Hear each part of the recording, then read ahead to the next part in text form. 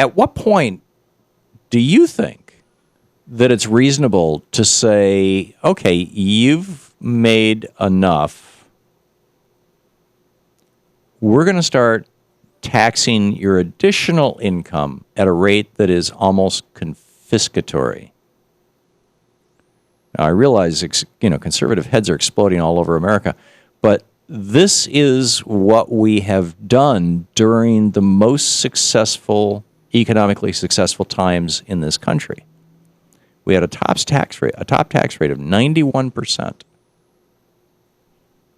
from the mid-30s until 64, when it got dropped to 74%. I'd say 74% is confiscatory, as in confiscating, as in taking most of it. And then it was at 74%. Reagan dropped it down to 50% in 82 or 83, and he dropped it down to 28%, I think, in 85 or 86. And ever since then, we've had these bubbles and bursts. Looks like the gold bubble is bursting now. In fact, if I owned gold, I think I'd probably be selling it right now. And actually, I do own gold, and I should be selling it right now. But the net of this is that and I think that this has to do with how these markets are being manipulated, frankly, by international central bankers. But the bottom line is, at what point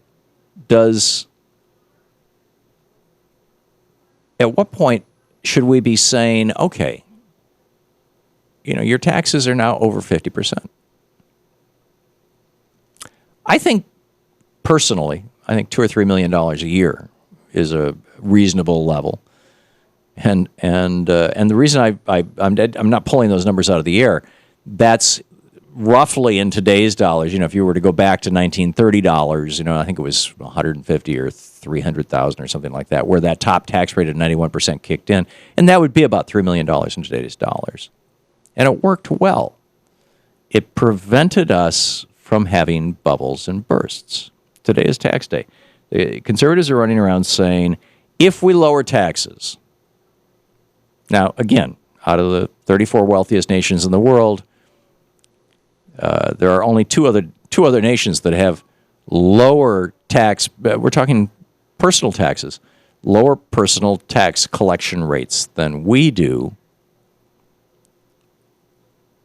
I'm trying to remember what countries they were. I think one is Slovenia. But pretty much everybody else's taxes are above ours.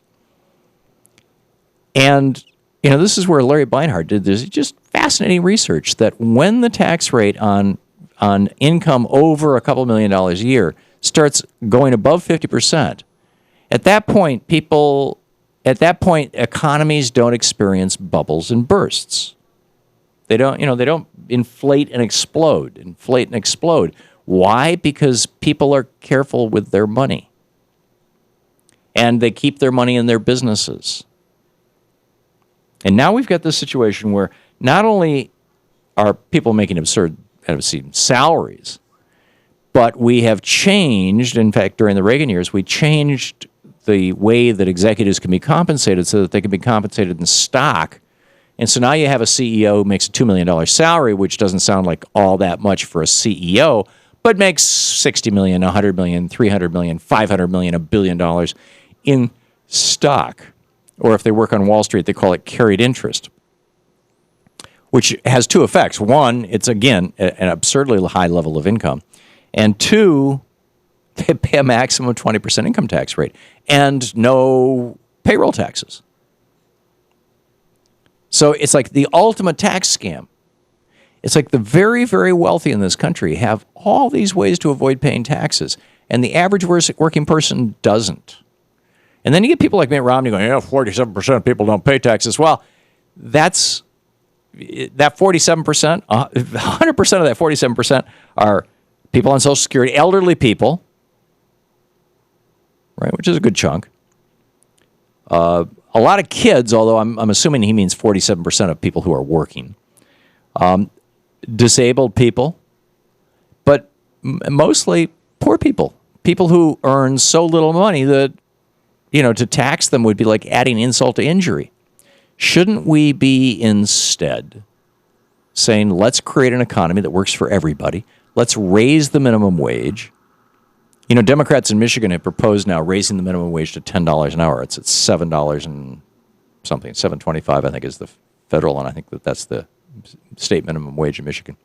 And of course, you know, Rick Snyder and the Republicans just turned Michigan from a a decent the kind of state. I grew up in Michigan, you know, the kind of state where my dad, working in a tool and die shop, could have a decent life, own his home at the end of his life, have a pension, take a vacation every year, all this kind of cool stuff. They just turned that into a right to work for less state.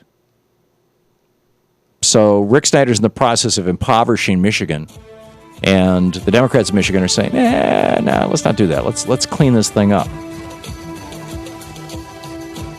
So really, I think what we're seeing is this battle, these two sides between America as a, quote, socialist nation, as it were. In other words, should we have a social safety net? Or America with no social safety net? A Rand Paul, you're on your own,